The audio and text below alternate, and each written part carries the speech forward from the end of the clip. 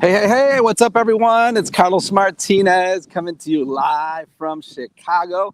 Hope you're having an awesome day. I'm out for a walk today. It's a beautiful day in Chicago. It's about, I think, high 70s, 78, 79 degrees. Beautiful sunny day.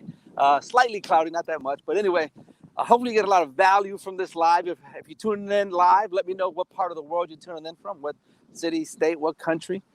If you're watching the replay, just type in hashtag replay. But the purpose of this live, and folks, depending on how long this talk goes, because the phone tend to get kind of hot, with the sun just beating on it. So I may need to go into the shade and kind of pull over for a little bit and into the shade or something like that, because I don't want my live to end abruptly. So I'm out for a walk. Just left the gym now. Gonna get a little bit of cardio and get some good oxygen into my lungs, into my body, into my cells. But I want to talk to you folks about an important subject, and that subject is how to live an abundant life, right? How to truly live an abundant life. Have you ever noticed, right? Have you ever noticed that when you set a goal for yourself, and it can be anything, right? It can be a go to have a certain, love life, right? Certain significant other in your life. It can be certain financial goal, right? A certain fitness goal, certain this, a certain that. And then you reach that goal, right? And then all of a sudden, yeah, you feel great, all the work that you did and everything like that. But then you get there, right? And then like all of a sudden that feeling passes, right? All of a sudden that feeling passes. Or it can be something material, right? It can be a home, right? It can be a home that you wanted, right? Or a car that you want, or it could be the latest iPhone or the latest gadget, right? And then you get it, right? Hey, how you doing, Miriam? Thank you for watching my live. You're awesome. And then you get it, right? And then all of a sudden that feeling, it passes, right? It just passes. And I started listening to a little bit of Joe Dispenza, and Joe Dispenza starts talking about it, because most people, a lot of times they don't really know, they can't define what abundance is. Right? So what is an abundant life? And is an abundant life meaning having an excess of things, right? Is an abundant life meaning that you've got everything just paid for, or what, you're living life on your terms. So what is an abundant life, right? Because a lot of us, we can't we can't even define what an abundant life, like for us, what abundant living means, right? But then it just got me back. I'm telling you guys, it just got me back to the Bible, right? Jesus, right? The Lord Jesus. He starts talking about it in John 10:10, right? He starts talking about it in John 10:10. The thief only comes to steal, kill, and destroy.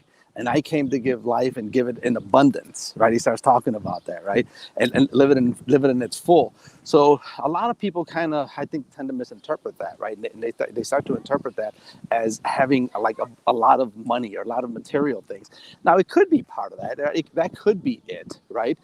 But it's not entirely what it means, right? It really is, life in abundance comes from knowing him, right? Living for him, right? So living for someone other than just yourself, right? If that makes any sense, right? And so that scripture really gets to me, right?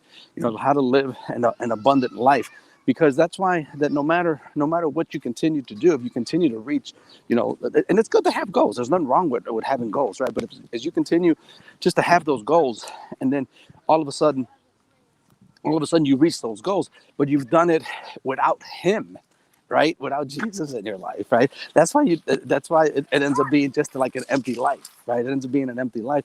And that's why it's so important, right? It's also important for you to make sure that you're grounded, right? Because if you're not grounded and you don't have Jesus in your life, it's always going to be empty, right? And that's why, like, I know a lot of people, I have a lot of friends that they go for that adrenaline rush, right? Oh my goodness, I got to do this now, and oh my goodness, I got to do this now. And there's nothing wrong with that, right? There's nothing, God bless them, right? But then they reach it, and then they got to do something else, because that short-term satisfaction only lasts, guess what? Short term. It doesn't last long term, right? Because you did something, right? You did something that felt good to achieve it, but then it's on to the next goal and the next goal and the next goal, right? Or if you reach a certain monetary status, right? They say, well, I want to get to 6 figures. And then you get there and it feels good, right? It feels good. Congratulations, right? That's awesome, right? God bless you with that. But when you did it outside of knowing Jesus, right, outside of a relationship with God, like, if you look at, for example, it just doesn't feel the same. But if you look at, for example, um, let's take a look at Solomon in the Bible, right? Who is the wisest man that ever lived, right? And I'm going to stay in the shade here for a little bit, guys, so that the phone doesn't overheat. But if you look at Solomon, right? Solomon, which is, one of the kings of the Bible, right? In the Hebrew Testament, the Old Testament. And he was one of the richest guys that ever lived, the wisest man that ever lived. He was like, actually, he was considered to be not only the wisest man, but the richest man, the greatest amount of wealth that ever existed in the history of the world, right? And guess what? And he, right, if you look, he wrote the Proverbs, right, in the Bible. And if you look at what he talks about is, yes, you know what, I went and I spent all this money, and he had like, dozens and dozens of wives, he had a lot of women, he had a lot of riches, he had wisdom, more than anybody can ask for. He had everything. And he says, you know what, I came to the realization that apart from knowing the Lord, this is nothing, right? Knowing the Lord is everything. And as long as I have the Lord, as long as I have God, I have Jesus in me, that's living life to the fullest. That's living life to the, in abundance, right? And so that's why I want to encourage you, if you've never gotten to know who Jesus is, right? Or maybe you have, and maybe you've kind of fallen away, I want to invite you to get back into that, because it's just so awesome, because there's just nothing, like every goal that you've ever achieved has been by the grace of God, has been because of God's goodness, right?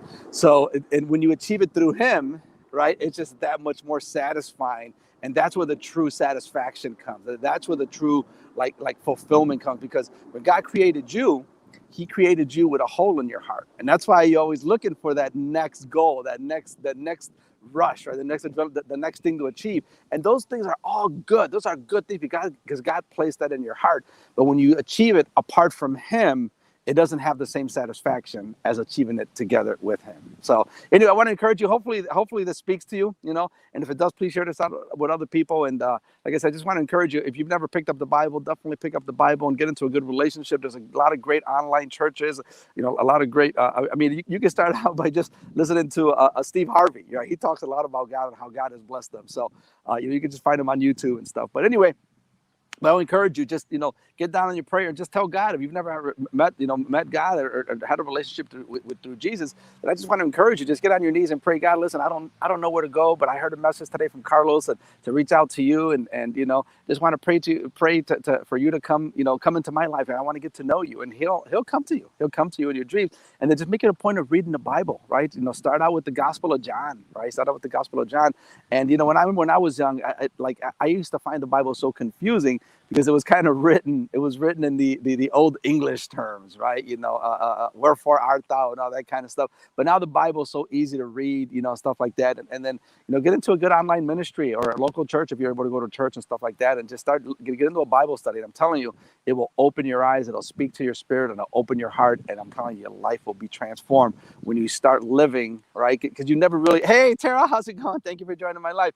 You've never really lived, right? You've never really loved until you love someone more than yourself, right? And that's just so awesome. So love and appreciate you. Hopefully you guys got a lot of value from this. If it is, please share this out with other people. God bless you. I love you. Until the next live. Bye for now. Mwah. Talk to you soon. Love you guys. Bye-bye.